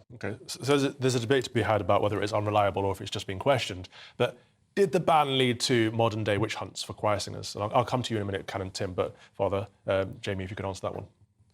Well, yeah. Well, I don't know if I'd use the phrase modern day witch hunts, but I've certainly through our podcast, Irreverend, I've come across many people who sing in church choirs who have been subjected to all kinds of silliness. Bans on putting their music on the floor, being forced to wipe down their chairs with disinfectants, extreme social distancing, which is really unjustifiable. These kinds of things. So I think, clearly there is an epistemic question here over this supposed evidence, but then there's also the silliness that's been involved as well, which clearly was unnecessary. Okay, so Ken and Tim, do you stand by the Church's decision to stop choirs from singing during the pandemic? Well, I think with the benefit of hindsight, we'd be in a different place and we wouldn't have made those decisions, but we don't have the benefit of hindsight in the middle of something. So we were following the advice of the scientists and the government, and it struck me that we don't have much choice at all. We had to do it. And actually, yes, I would defend it. At that very early stage, when nobody really knew much about this virus, nobody knew exactly how it spread or how to avoid the spread, I think anything that we could do to stop or minimise the spread of that virus seems to me a good idea. As I said, with the benefit of hindsight, we can see that actually choirs are not the ways to spread it. And it's good that report has finally put a nail in the coffin of that particular fallacy. But at the time, I think it was the right thing to do. Okay. I would argue that perhaps some people might say it's not about hindsight because there were lots of scientists and lots of people loudly proclaiming this at the time too. So that might be seen as a bit of a cop-out. But to suggest that you'd still defend this decision now, so if God forbid we had another lockdown and the government said, or the church said, look, you have to stop choirs in churches, would you defend that stance? No, that wasn't what I said. I said with the benefit of hindsight, if it came out now, then I would protest loudly because the science has proved that things are different. That's not how it spread. I sing in an amateur choir, and it was very painful not to be able to sing for those 18 months. And I'm canon at one of the cathedrals in the country here at Peterborough, and it was deeply sad not to have our choir singing as they do every day during term times. Our worship was definitely diminished by the absence of singing and the absence of choir. I can still remember the time when we were allowed to sing for the first time, albeit with masks on, and what a joy that was. So I'm all for choirs, absolutely, and if we can sing safely, then so much the better. Okay, and Father Jamie, Calvin, can I come in? Yeah, of course. Yeah, well, I was just going to say, I've got a lot of sympathy, obviously, for the fact that people were making decisions in the midst of a complicated and difficult situation, and I agree that we can only talk about this with hindsight.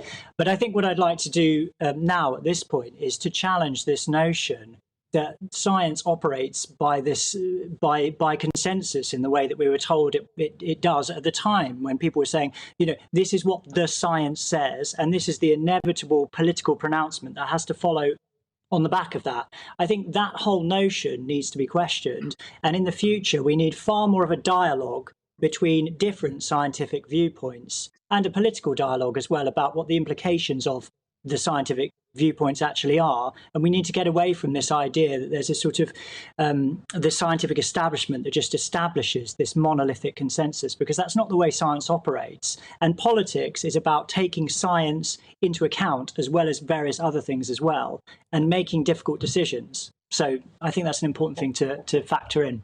It is, and let me put this to you in the form of a question then, Father Jamie. Is it that the government should have less oversight over the church? Should the church be more independent of the state? Well, I mean, it's a tricky thing, isn't it? Because in many ways, the church in general is wrapped up with the state. You know, we own buildings, we employ people, we have all sorts of other legal things which we have to abide by, and that's only good and right. And then, of course, the Church of England is the established church, so there's a further question there.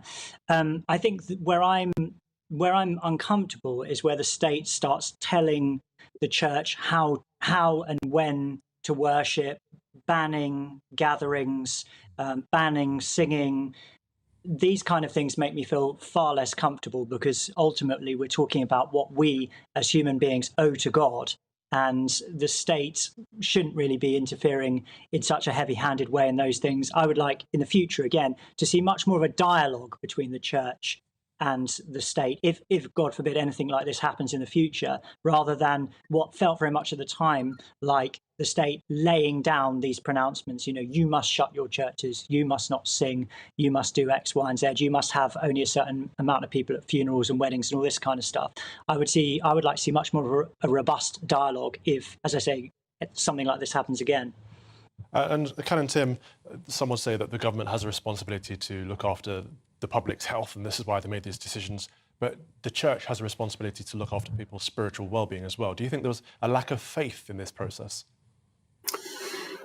I think, rather than answer the question directly, I'd say what I would draw attention to the fact that in the first lockdown, everything was shut and our churches were banned and we weren't allowed to go inside the buildings. In the second lockdown, all the churches were allowed to be open for private prayer, and that is directly as a result of lobbying by the Church of England and other faith groups to the government to allow us into our buildings, recognising the importance that spirituality has in the lives of ordinary people, recognising that God actually can't be, you can't legislate God, so we should be allowed to be gathered, to come together, to worship in our buildings. And the state recognised, I think, it had made a mistake, and so it changed the rules for the second lockdown. And that's as a result of church dialogue, church influence, and other faith groups as well in the background. I think Canon makes a great point. Go on. I was just going to say it may also be because of the judicial review that was brought successfully against the Scottish government by some church leaders, including William Phillip of the Tron Church Glasgow.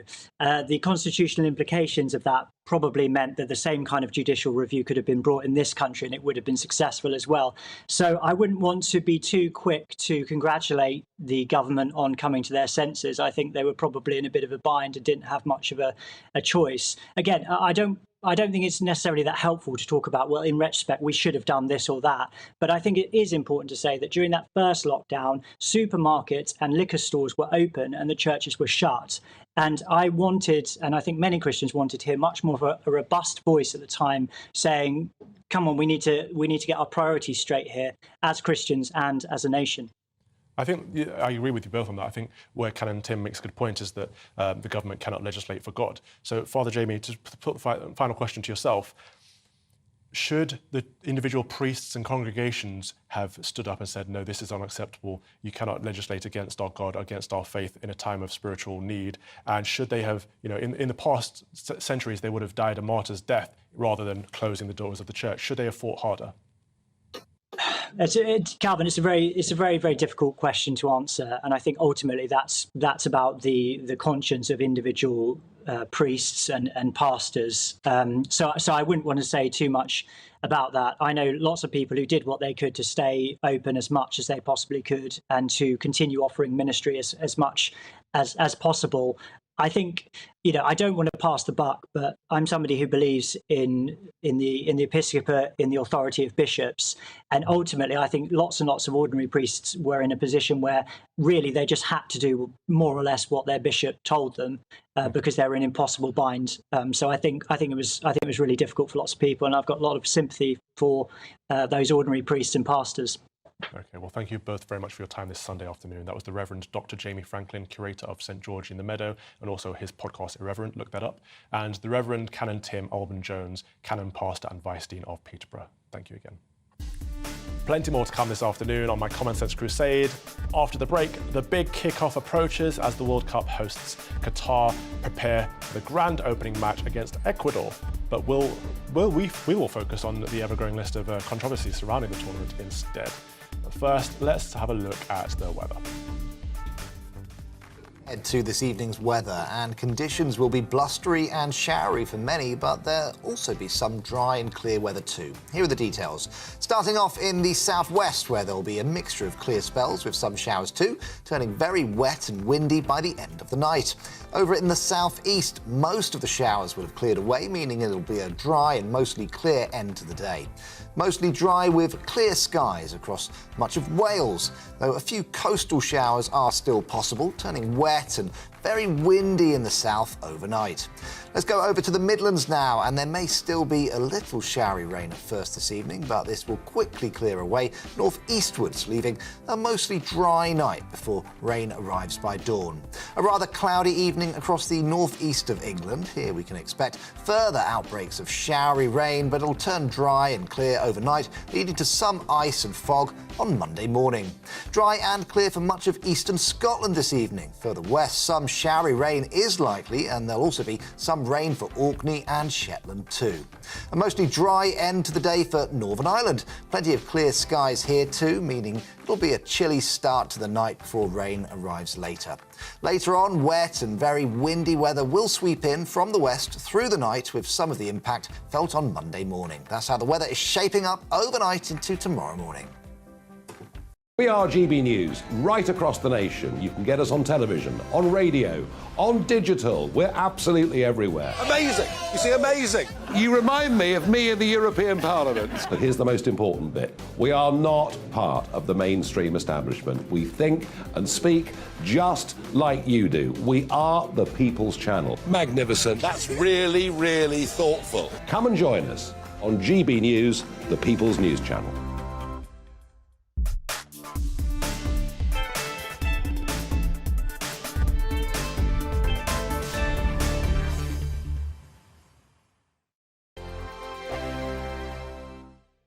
Every morning from 6 o'clock, we'll wake you up with GB News Breakfast with all the stories you didn't know from the night before. So whether it's serious news, entertainment, or your own views from all over our great nation, we're here to kick off your day with a smile. The national media should be reflecting and reporting what's happening here. You will notice the northwestern accents.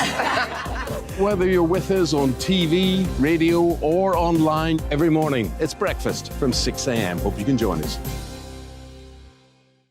I'm Dan Wootton. Join me Monday to Thursday from 9 to 11 for the feistiest and most fun news debate on TV, where free speech reigns. I'll bring you a sharp take on the day's biggest stories, bombshell newsmaker interviews, and A-list guests.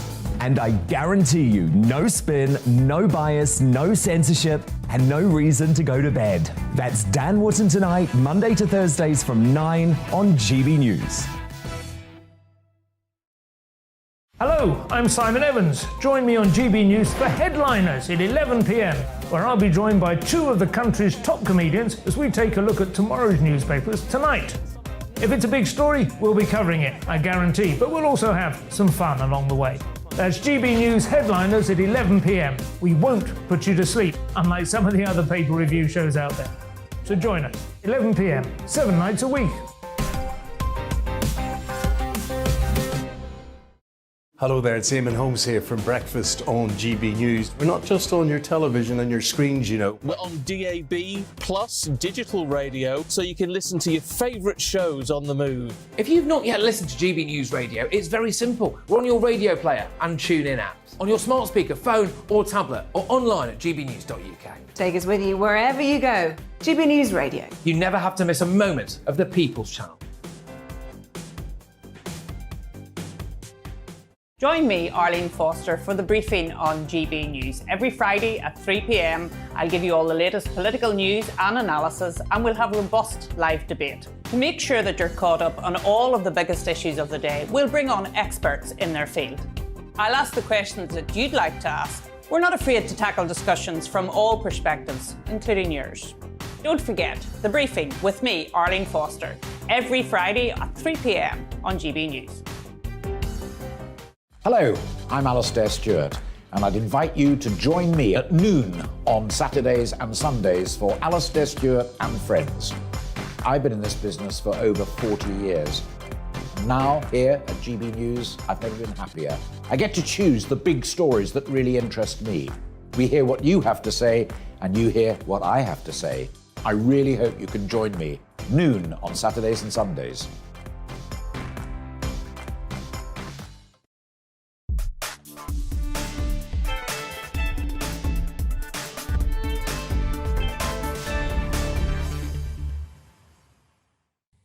Welcome back to the Common Sense Crusade on GB News, on TV, online and on your wireless.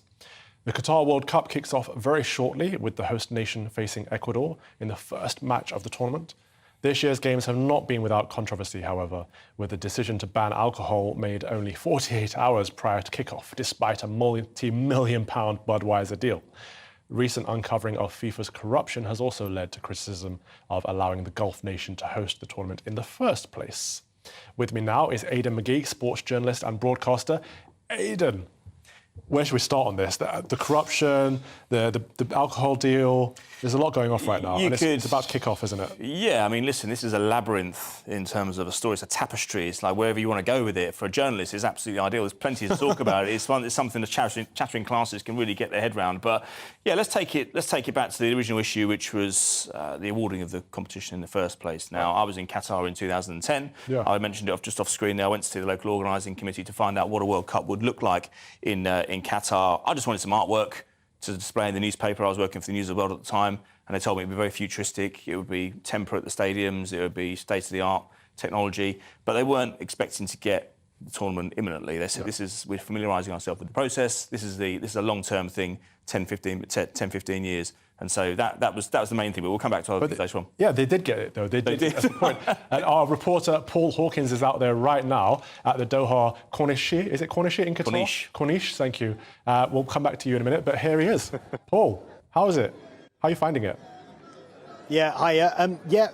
It's not the Corniche. We're not actually. It's the Corniche, but we're not actually. That's on the waterfront. We're actually in the Souk Waqif, which is the kind of like the market, the central market in Doha. It is really busy because tends to work the way it works here because of the weather, although at the moment it's a fairly decent 30 degrees, but especially in the summer it's 40 and 50. People tend to stay indoors during the day and then they come out at night. So this is when places like the market come alive. And Qatar, particularly tonight, of course, because it is the first night of the World Cup, is really coming alive. The opening ceremony taking place right now in the Al Bayt Stadium, about 45 minutes away from us. I've not been watching the entire ceremony because we've been out here, but little bits I saw included Morgan Freeman making a guest appearance during it and doing some of the narration. But a very colourful ceremony, as you can imagine. In fact, as a football just goes past me, there's some people over there playing football at the moment. But yeah, look, it's been a controversial build-up. There's been lots of controversy. The people here, they stoutly defend the country. They say, look, there are issues and there are, problems when it comes to LGBTQ+ rights to migrant workers, but progress has been made, and there are many good things about Qatar that the British media simply don't talk about. Now, earlier we were speaking to lots of fans here from all over the world in the souk, and we spoke to this chap from Australia who gave us a really interesting take on what LGBTQ+ rights are like in the country. He lives in Doha, and he's been working here for a while, and this is what he had to tell us. I think the LGBTQ thing is a little bit... there's a gay community here. Like it exists. It's under covers. You don't really see it openly, but it's not overt. But it exists. So it's a little bit hypocritical because I think they should just be open up and let them know that it happens everywhere in the world. It's not exclusive to the Western world. It happens here as well. Definitely, a lot of friends and family in Australia have kind of boycotted the World Cup in a sense, not supporting as much as they normally would because of those issues. Of course, yeah. Qatar's life. My son and I have lived here for many, many years, and school life, family life is fantastic. There's a lot of really good things about Qatar. There's just a couple of simmering little problems that have made headlines at the moment. Adding to that, we were talking to someone who works regularly in Doha earlier today, and they were saying, look, yes, it is against the law to be gay in this country, but, for example, Naomi Campbell held a huge fashion show only a few weeks ago, and there was obviously lots of people from the LGBTQ+ community here, and They weren't being, they didn't feel under attack. They weren't being abused. They were just allowed to carry on and go about their business. So it's a kind of, look, we don't agree with being gay in this country, but we're happy to tolerate it, and you can live amongst us. Just respect our culture, and we'll kind of respect what you have to do, even though we don't agree with it. So it's a weird kind of thing where cultures are living side by side, and along those lines, so many people here from the World Cup earlier today. It was fascinating watching the Brazilian and the Mexican fans here going through the streets, singing, playing songs, while in Arabic culture it's obviously a lot more conservative, not in a bad way, but they were just watching, very bemused and filming it. Have a look.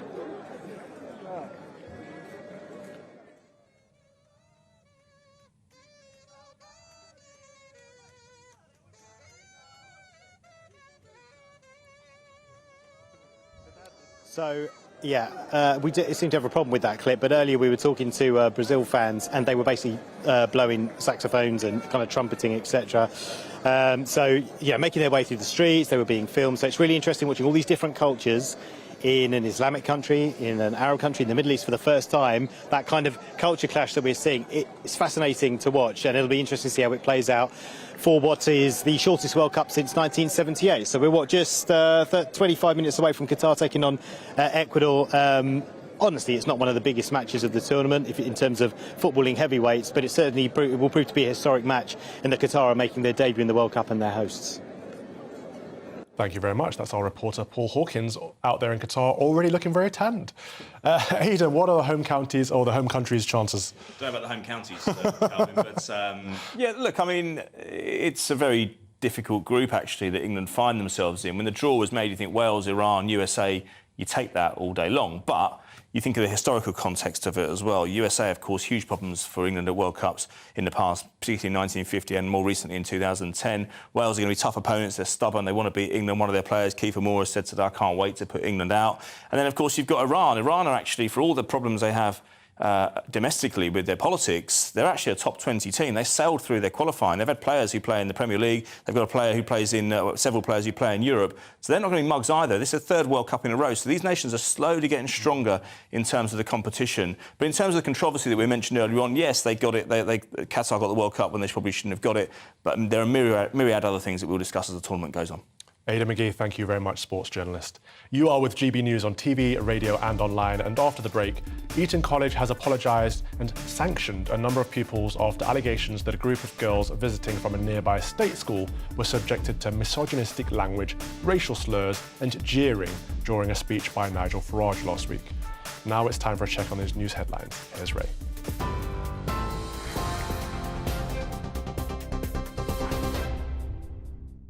Thanks, Calvin. It's 3:33. I'm Ray Addison in the GB newsroom. Well, as we've just been hearing from Paul Hawkins over in Doha, the FIFA World Cup opening ceremony is underway now in Qatar, marking the start of that tournament. You can see the scene now outside the Al Bayt Stadium, which hosts the opening match between host Qatar and Ecuador. It's the first time the event has ever been held in the Middle East, FIFA hoping that action on the pitch will turn the spotlight away from complaints over the Arab nation's human rights record. Paul's been chatting to fans about their thoughts for the competition. And I can't fault the hospitality of the people, the friendliness of the people. I know there's this big East meets West thing, but, you know, you just have to respect people and their cultures. And it's wonderful. And actually, I think no alcohol is not a bad thing. It's typical England, isn't it? They've always won it before they've kicked the ball, haven't they? And then it's a massive disappointment. Massive disappointment. Yeah. Yeah, but how are you enjoying it, sir? That's great. Very good. Very nice. Yeah? Yeah. People are great here. Yeah. It's really nice, clean, safe feeling place. Good. In other news, in the United States, 5 people have been killed and 18 injured in a shooting at a gay nightclub in Colorado Springs. Police have named the suspect as 22-year-old Anderson Lee Aldridge. He's currently in custody and receiving treatment for his injuries. However, the motive is not yet known. Deputy Police Chief Adrian Vasquez thanked clubgoers who risked their own lives to stop the attack. Initial evidence and interviews indicate that the suspect entered Club Q and immediately began shooting at people inside as he moved further into the club. While the suspect was inside of the club, at least 2 heroic people inside the club confronted and fought with the suspect and were able to stop the suspect from continuing to kill Detectives are also looking to identify if there were any other individuals who assisted the suspect. The motive of the crime is part of the investigation, and whether this was a hate crime is part of that investigation. We'll bring you more on that story as it happens. We're on TV, online and on DAB+ radio. You're watching the People's Channel, GB News. Don't go anywhere. Calvin will be back in a moment.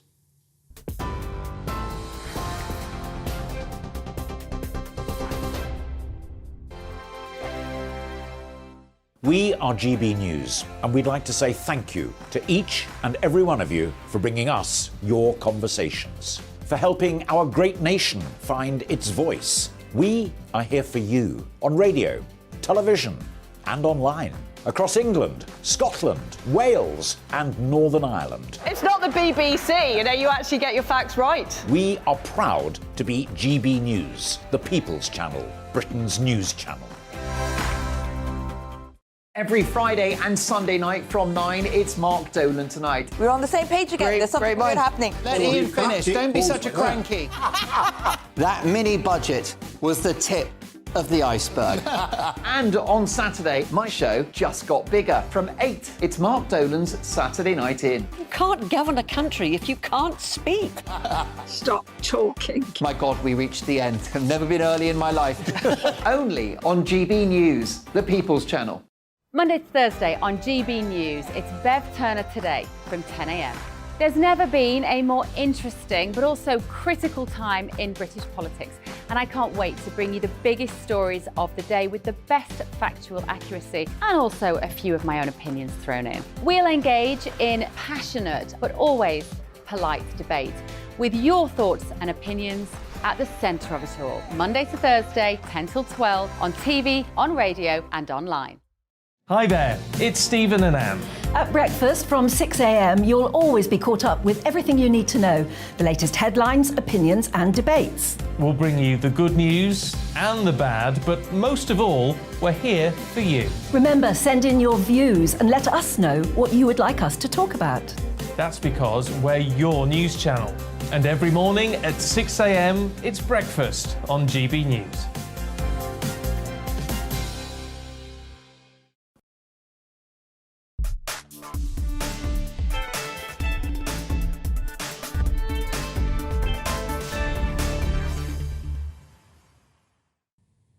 Welcome back to the Common Sense Crusade on GB News, on TV, online and on digital radio. Researchers have found a growing economic gap between men and women in employment and overall happiness, part of a wider debate on gender roles in the modern world. Boys perform worse at school, having a harder time getting work, experience stagnating wages, and are more likely to take their own lives. However, many feel their concerns have been pushed aside by those in power and now feel alienated by modern society. With me now is Leilani Dowding, campaigner and broadcaster. Leilani, thank you for joining us. Do we live in a society that demonizes men? Absolutely, I think we do. And I think it's come about when we've seen this phrase, toxic masculinity. Masculinity is not toxic. Masculinity is a protector, a provider. Anything toxic is not masculinity. It's more, a sign of a weak person or a guy that actually lacks masculinity. And I think that the lack of masculinity is what's causing a lot of social issues right now. And I think also it's a very intentional attack on masculinity that's going on right now, especially amongst our youth. By whom and for what end? I think you see it starts with the government. I mean, Boris Johnson used the word toxic masculinity just recently. You see it, and then you see it through schools. They're destroying competition with that boys have in sports with participation trophies. They're not teaching children at all about rejection or adversity. So we're not building men that can feel strong and powerful going into lives. And then there's also the attack by a lot of the feminists that kind of say, opening doors is wrong, doing this for women is just being a good man in general and doing, nice things that a boy would do for his mother. they're attacking that too. So how are men supposed to feel? There's so much confusion. How do I treat a woman? Do I say good morning? If I smile and say good morning, is she going to take that as a threat that I'm trying to come onto her? So men are and young boys especially, are very, very confused about how they should behave and what they should do. It does seem like we've made a lot of masculine traits microaggressions almost. So men are struggling on how to be masculine without offending. Why do you think this has anything to do with why men are struggling to gain employment and in spiritual meaning in the modern world? Absolutely, and also I think it's got a lot to do with these, diversity goals that people have, right? There's you've got to pick this amount of women, you've got to pick this color, you've got to pick this, you've got to pick that, and they're not necessarily getting the correct people for the job. They're picking them based on, diversity or sexuality, color, and all the rest of it. So that's another problem for men that they have to face as well. And so, you have this confusion about how to behave. You have this confusion about what's going to be offensive. Then you have the problems that they have going into the workplace. Will they get picked based on, everything that they've worked hard for or not, and sidelined for someone based on diversity quotas? Very well said. Thank you very much. That's Leilani Dowding, campaigner and broadcaster. Before we move on today, let's have a look at what you guys have been saying. Andy on the World Cup says, it just goes to show that some people view football over everything else, including human rights, women's rights, and modern-day slavery. Money is also more important to those who have loads of it than all of the above. I, for one, won't be watching. And he makes a good point. A lot of people are in uproar over the idea that alcohol has been banned. It's almost as if to suggest that slavery was okay, but banning alcohol is just above reproach. Frank, on the death of the Tories, says proportional representation will mean the end of the constituency MP. Is that a good or a bad thing, Frank? I'm not sure which way you fall on that. I would like constituency MPs to be more representative of their constituencies. Perhaps instead of going to performative representation, we should go towards individual independent representation. So each constituency MP is an MP for themselves, not for a party. Maybe that will be an answer, who knows. James on climate reparations says, we have flooding in the UK every year. Perhaps China and India should be giving us money with all the emissions they put out. If that was the case, yeah, if there was an argument for climate reparations, or if there was a climate crisis, that might be a case to put forward. But I'd rather just say, let's stop it, it's all silly. Finally, Mitch goes on to say, we definitely don't need inquiries into what's been spent and gone on in the past. Why is there always this desire to find a scapegoat? The past is the past. Better to look forward. As my old dad used to say, don't fix the blame, fix the problem. Yep. Words to live by, Mitch. Thank you very much for that. It has been speculated that ministers are considering a Swiss-style deal with the EU that would see the UK forge closer economic ties with the bloc. The government has denied such reports, but speculation on the future relationship is rife.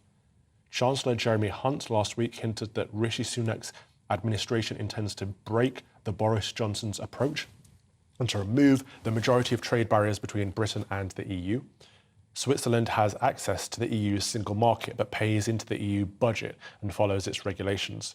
Any deal is unlikely, however, to see a return to freedom of movement, as that's what they say so far. With me to discuss this is Ben Habib, a former Brexit Party MEP. Ben, thank you for joining us. I'm glad we started on this topic because we're looking at the EU pushing Switzerland to take on board freedom of movement, aren't they? So the goalposts always get shifted. If we were to draw closer relations with the EU in line with what the Swiss have right now, surely the end goal is always the same, is it not?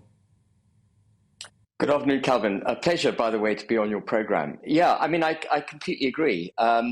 It would be the thin end of the wedge, but it's not a very thin end, by the way. It would be a massive reversal of Boris Johnson's promise in the 2019 general election to be responsible for making our own laws. You know, if you're part of the single market, what effectively you're doing is accepting laws made in Brussels and necessarily, therefore, adjudicated in Brussels, in the European, their Supreme Court, the European Court of Justice.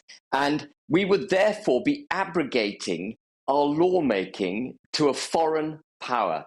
That's what adopting the Swiss model would involve. And I don't put it past this government to do exactly that. You know, we are now 3 years on from the thumping majority that Boris Johnson won to get Brexit done. EU regulations still pervade our legislative book. Rishi Sunak, when he stood as leader, promised that within 100 days of him taking over as premier, he would have ditched the 8,000 odd regulations and laws that we have on our books, and he's now reversed that policy. We saw in the budget that we actually have a government that is large statist, highly regulated, highly taxed. That's all in keeping with the European Union. And if you look at the trade and cooperation agreement which we signed with the European Union, that already forced on us a level playing field. So I think a move towards a single market to some or greater extent is absolutely on the cards. And remember, Jeremy Hunt was campaigning for Remain. He is through and through a Remainer. And there are another 122 Remain voting MPs in the Conservative Party. So Brexit is far from safe at the moment. In fact, Calvin, as you know, I don't believe Brexit's been delivered because Northern Ireland's been left behind. We're stuck in this level playing field and so on. And what this is, if it's anything, is a move to try and unlock the problems in Northern Ireland by aligning more closely with the EU so that we can't see those problems. It's a regressive step. It would be a fundamental breach of the manifesto promises, and it should be resisted entirely by the ERG and the Conservative Party, and certainly people like me will be campaigning fully against it. Ben, what would you say to people who said, look, there's been this coup going on to get Boris Johnson out and then to get Liz Truss out, to get Jeremy Hunt in and to get Rishi Sunak in so that there can be a rejoin campaign? What would you say to that? Well, I think Boris Johnson had to go. But Boris Johnson was part of the problem. It was his deal that didn't deliver Brexit. It was his deal that put a border down the Irish Sea, tied us into this level playing field, gave away our fishing waters, and was entirely misrepresented by Boris Johnson to the British people in the 2019 general election. And he had enough time post being elected to get it sorted out.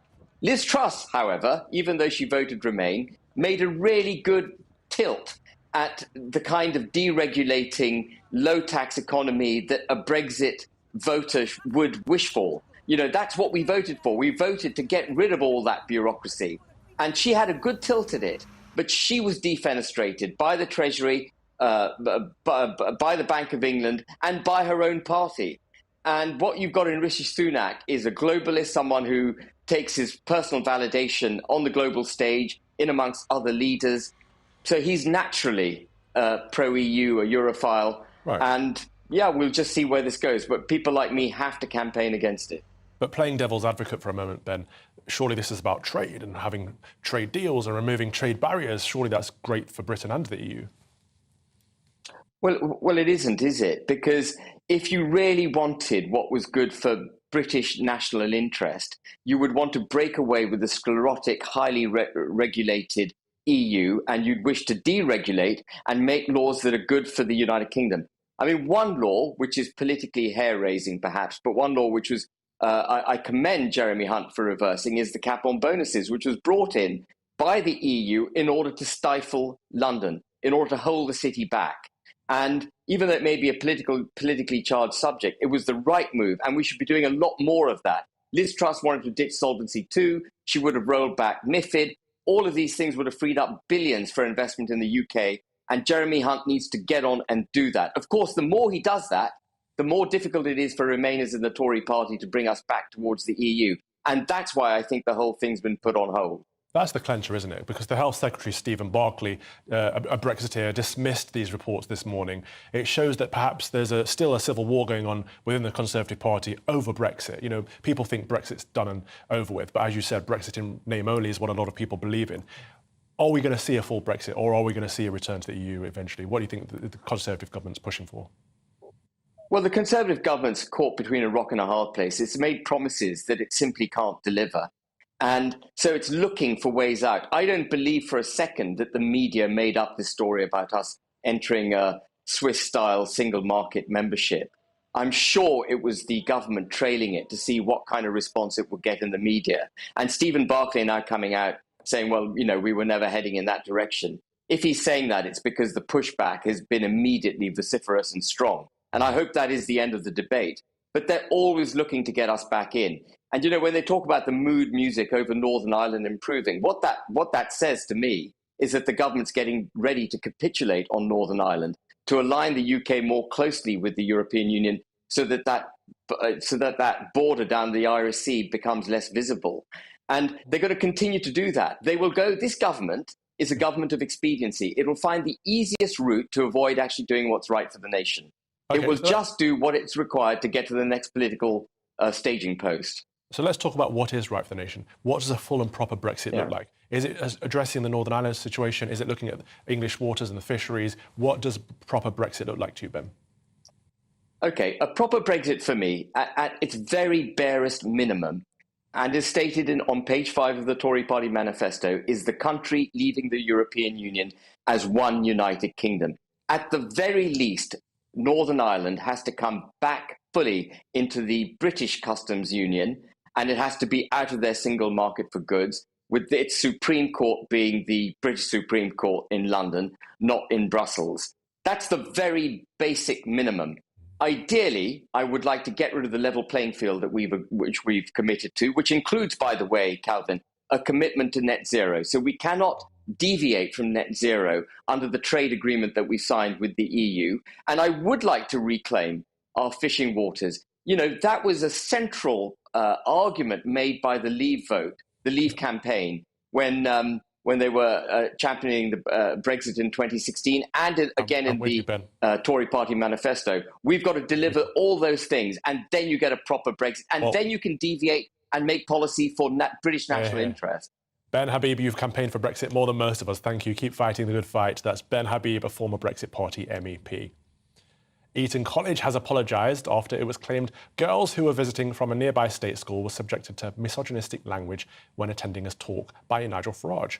A parent of one of the girls said they were booed inside the lecture theatre and were subjected to misogynistic comments, and several of Eaton pupils have reportedly been suspended by the school as a result. Farage himself described the atmosphere of the event as riotous.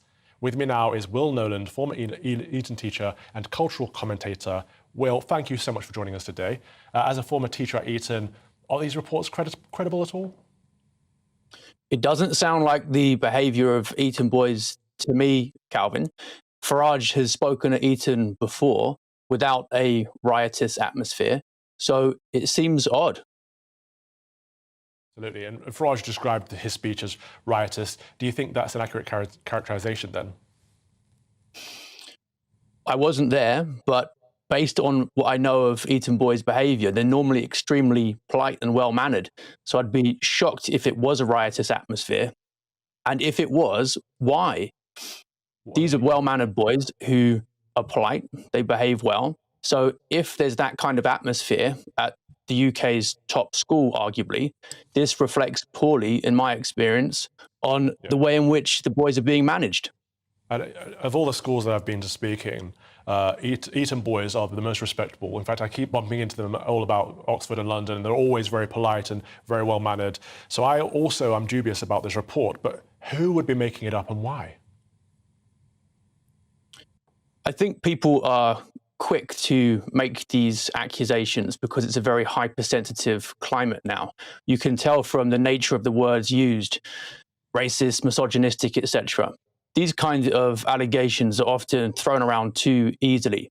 What we don't want is a trigger-happy response where instead of a full investigation into the allegations being conducted, the school immediately sides with the complainant without the boys getting fair hearing or treatment. Absolutely. Will Noland, former teacher at Eaton and cultural commentator, thank you for coming on. I would love to have you on again. Now, we got in touch with Eaton College to comment on this story, and they sent us this statement. The behaviour of some Eaton pupils at a recent talk by Nigel Farage was totally unacceptable, and Eaton has apologised unreservedly to those affected. Eaton demands that all our pupils treat others with decency and respect. That did not happen on this occasion, and the school has investigated and sanctioned a number of pupils. The headmaster has addressed all boys to reinforce the school's expectations. There we have it. Make up your own mind about that one. Now, before we end the show, I always like to end on the collect for the day. Today is the feast of Christ the King, so here's the appropriate collect. Almighty and everlasting God, whose will it is to restore all things in your well-beloved Son, the King of Kings and Lord of Lords, mercifully grant that the peoples of the earth, divided and enslaved by sin, may be freed and brought together under his most gracious rule, who lives and reigns with you and the Holy Spirit, one God, now and forever. Amen. You have been watching Calvin's Common Sense Crusade with me, the Reverend Calvin Robinson. I will be back with you next Sunday at 2 p.m. Nana Akoya is up next, but before that, here's your latest weather forecast. Deus Volt. Head to this evening's weather, and conditions will be blustery and showery for many, but there'll also be some dry and clear weather too. Here are the details. Starting off in the southwest, where there'll be a mixture of clear spells with some showers too, turning very wet and windy by the end of the night. Over in the southeast, most of the showers will have cleared away, meaning it'll be a dry and mostly clear end to the day. Mostly dry with clear skies across much of Wales, though a few coastal showers are still possible, turning wet and very windy in the south overnight. Let's go over to the Midlands now, and there may still be a little showery rain at first this evening, but this will quickly clear away northeastwards, leaving a mostly dry night before rain arrives by dawn.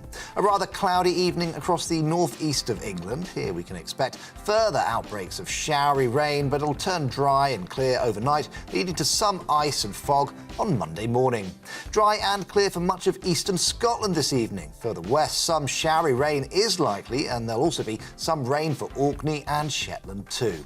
A mostly dry end to the day for Northern Ireland. Plenty of clear skies here too, meaning it'll be a chilly start to the night before rain arrives.